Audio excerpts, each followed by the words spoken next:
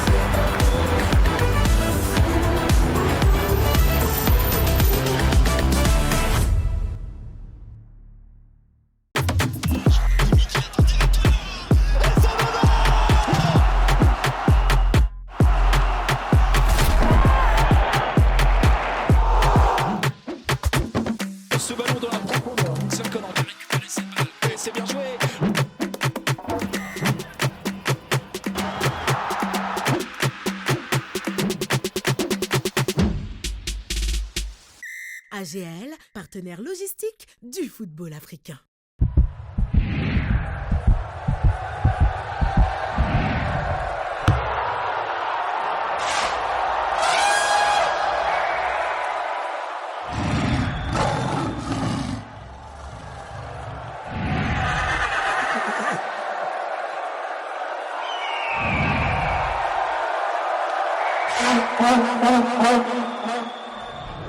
Avec OneXBet, vivez une fantastique CAN.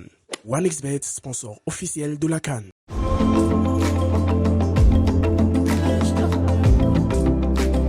Vous regardez le JT CAN avec Coris Bank International. Coris Bank International, la banque autrement.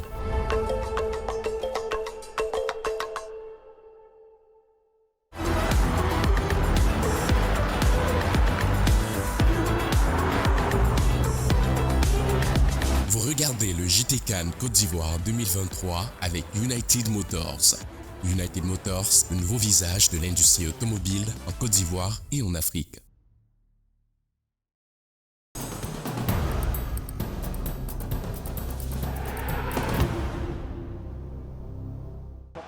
Des joueurs ont marqué la phase de groupe de la Coupe d'Afrique des Nations de football.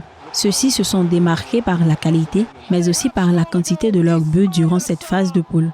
Emilio Nsoué, l'attaquant de la Guinée équatoriale, est en tête du classement avec 5 buts, dont un doublé lors de la victoire du Nzalang national contre le pays organisateur, la Côte d'Ivoire. Généralement, les joueurs de chez nous n'ont pas une bonne hygiène de vie.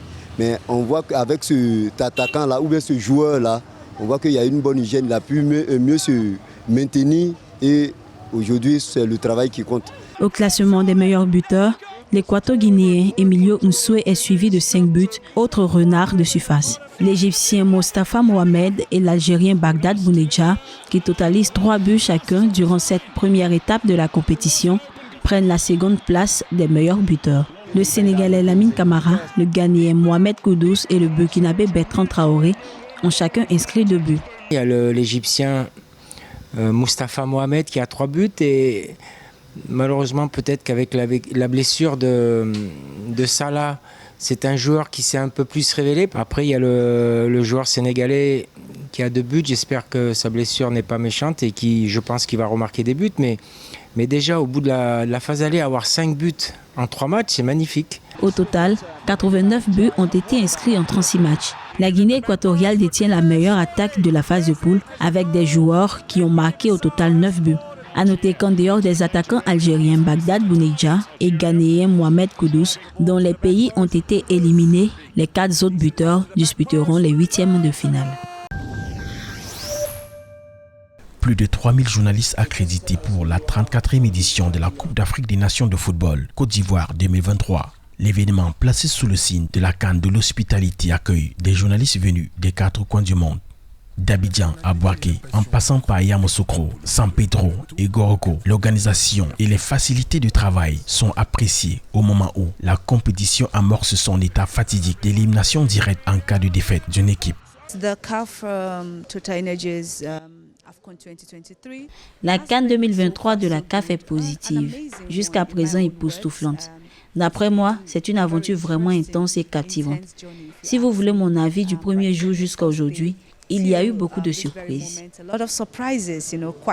On a reçu un accueil chaleureux de la part de l'autorité ivoirienne. Il faut saluer l'autorité ivoirienne pour cette hospitalité. C'est une CAN qui a été baptisée la CAN de l'hospitalité. Ça se voit sur le terrain. La Côte d'Ivoire est vraiment une terre d'hospitalité. L'hospitalité, ça se manifeste et sur le terrain, en dehors du terrain, dans la rue, dans les bus, dans les transports en commun. Pour beaucoup d'entre eux, la CAN organisée par la Côte d'Ivoire va entrer dans l'histoire, bien que quelques imperfections et incidents aient été relevés à l'instar de la gestion de la billetterie qui a empêché de nombreux supporters de se rendre dans les stades au début de la compétition. Il faut dire qu'il y a des quiproquos, il y a des petites béquilles quelque part, surtout au niveau de la vente des billets pour les matchs. Il y a un peu de désordre à ce niveau. On ne sait pas. La CAF et le comité et le COCA ne se sont pas bien entendus pour ventiler ou bien vendre ces billets d'entrée. Tout a été mis en œuvre au niveau médiatique, au niveau même de l'organisation entière de la CAN. Nous vivons en tout cas une belle CAN. L'œuvre humaine n'étant pas parfaite, je peux accorder quand même une mention honorable jusqu'ici. À côté des imperfections qui ne gâchent en rien cette Coupe d'Afrique des Nations de football sur les terrains de jeu, on note malheureusement cet accident survenu dans la nuit du 23 au 24 janvier 2024 à quelques kilomètres de la ville d'Abidjan où quelques journalistes qui revenaient de la couverture du match Sénégal-Guinée ont été blessés. 62% des équipes disputant les huitièmes de finale de la Coupe d'Afrique des Nations de football ont à leur tête des entraîneurs locaux. Ils sont en effet 10 sur 16. Il s'agit de la Namibie, de la Guinée, du Sénégal, du Maroc, le Cabo-Verde, de la Mauritanie, du Cameroun, de la Guinée équatoriale, de la Côte d'Ivoire et du Mali. Le Cameroun a à sa tête Rigobert Song, ancien capitaine des Lions indomptables. Le pays affronte le 27 janvier 2023 le Nigeria, entraîné par le Portugais José Parreira. Ce même jour, la Namibie, managée par Colin Valentin, ancien joueur des Brave Warriors de Namibie, sera opposée à l'équipe d'Angola, entraînée par le Portugais Pedro Gonçalves. La Guinée-Conakry jouit aussi de l'expertise locale. Kaba Diawara, ancien attaquant du Sili national. La Guinée croise en huitième de finale la Guinée équatoriale, dirigée elle aussi par un local, Juan Micha.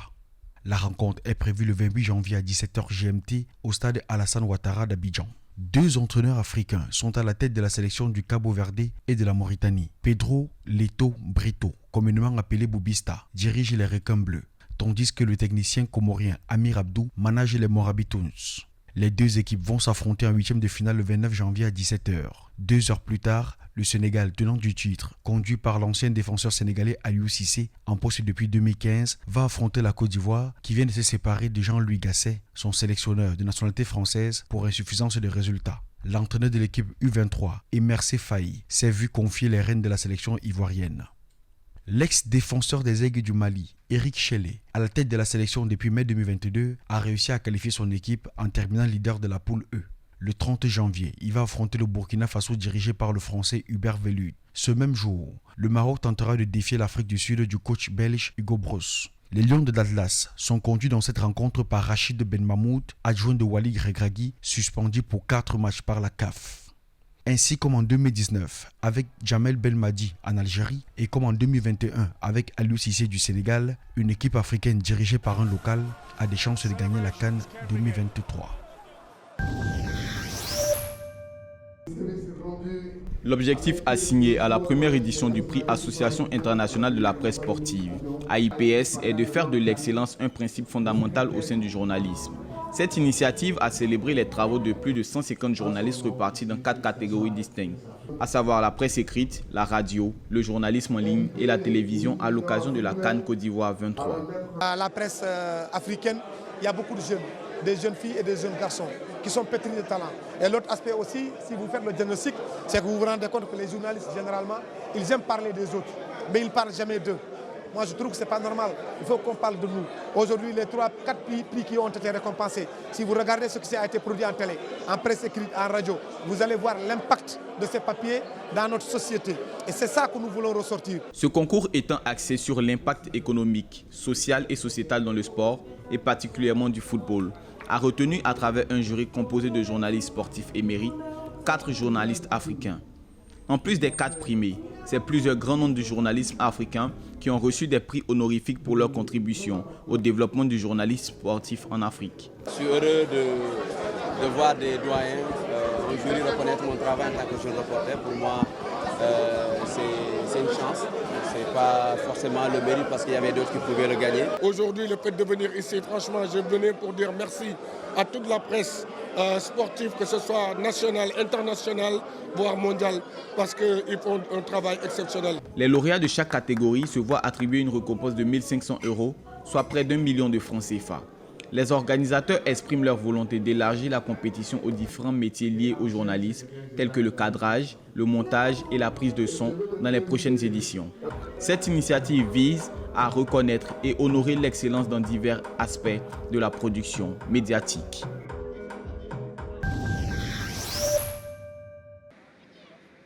Œuvrer à la réussite de la 34e édition de la Coupe d'Afrique des Nations de football qui se déroule en Côte d'Ivoire, les autorités du pays ont mis en mission 20 000 jeunes pour l'accueil des passionnés et amateurs de football et sensibiliser les populations aux valeurs positives telles que le fair play, la paix et la cohésion entre supporters.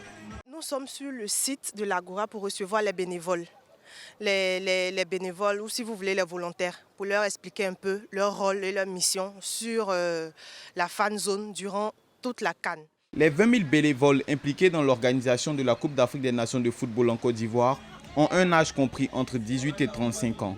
Supervisés par l'Office du service civique national, ces bénévoles contribuent par leur engagement à faire de la CAN l'édition la plus mémorable. 5 800 bénévoles sont repartis uniquement dans la ville d'Abidjan. Il s'agit d'un engagement citoyen. C'est-à-dire que tous ces jeunes-là viennent se mettre sans attendre rétribution à la disposition des organisateurs de la CAN. Maintenant, la petite différence qu'il y a entre volontaires et bénévoles, c'est que dans le cadre de la CAN, il y a un thème consacré aux volontaires qui porte sur les jeunes qui interviennent directement auprès des équipes et auprès de nos visiteurs dans un périmètre bien défini autour des hôtels, autour des stades, autour des bus et autour de tout l'encadrement de proximité. Les bénévoles, eux, sont beaucoup plus loin et ils communiquent sur toute la population. En plus des 20 000 bénévoles, 10 000 jeunes volontaires ont également été recrutés par le comité d'organisation de la CAN, COCAN.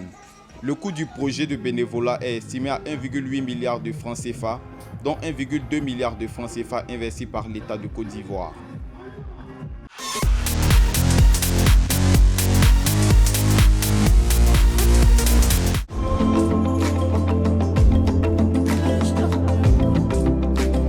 C'était le JT CAN avec Coris Bank International. Coris Bank International, la banque autrement.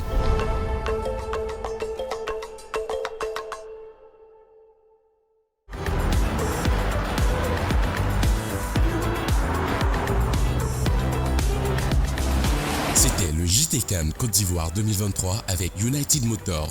United Motors, le nouveau visage de l'industrie automobile en Côte d'Ivoire et en Afrique.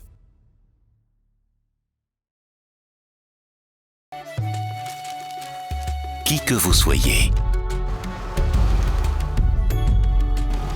partout où vous êtes, quels que soient vos besoins, à chaque instant, et même dans les moments les plus imprévus, nous apportons des solutions aux Africains. Un avenir pour l'Afrique. Coris Bank International, la banque.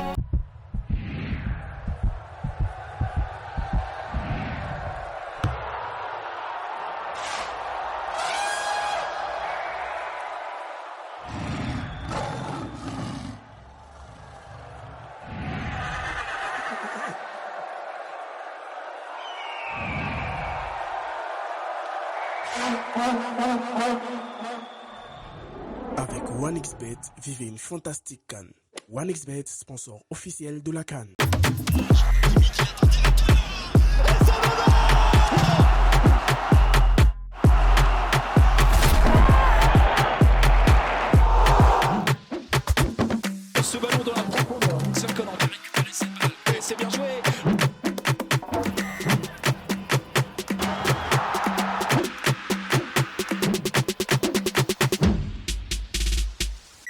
AGL, partenaire logistique du football africain.